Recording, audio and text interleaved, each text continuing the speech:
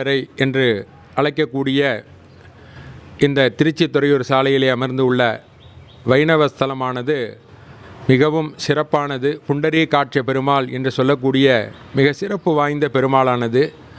இப்பெருமாளுக்கு அருகிலேயே குடவரை கோயில் என்று சொல்லக்கூடிய வடஜம்புநாதர் என்று சொல்லக்கூடியது.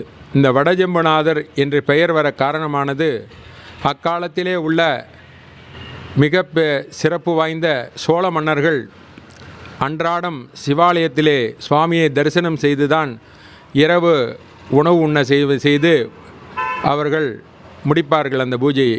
அப்பொழுது இவ்வூரிலே இருந்து செல்லும் பொழுது காவேரி கொள்ளிடமானது மிகவும் கரைபுரண்டு சென்று கொண்டிருக்கக்கூடிய சூழ்நிலையிலே எங்கே ஜம்புநாதரை நாம் திருவானைக்காவலிலே தரிசனம் செய்ய வேண்டிய ஒரு கட்டாயம் உண்டு, செய்ய முடியவில்லை என்று வருந்தினார்.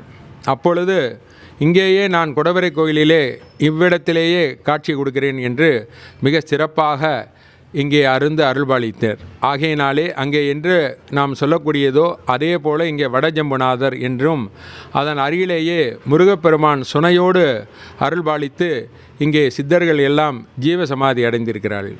அப்பேற்பட்டது இந்த வடஜம்புநாதர் என்று நம்ம திருச்சி துறையூர் மெயின் ரோட்டிலே திருவள்ளரை பெருமாள் கோயிலுக்கு பிறகு அருகிலேயே மெயின் ரோட்டில் அருகிலேயே இருக்கக்கூடியது. சுற்றி பாறை சூழ்ந்து உள்ள மிக சிறப்பான ஸ்தலமானது.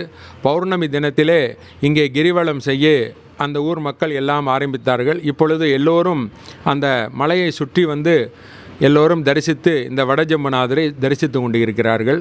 அப்பேற்பட்ட சிறப்பு வாய்ந்தது இந்த வடஜம்புநாதரானது சிவஸ்தலம்.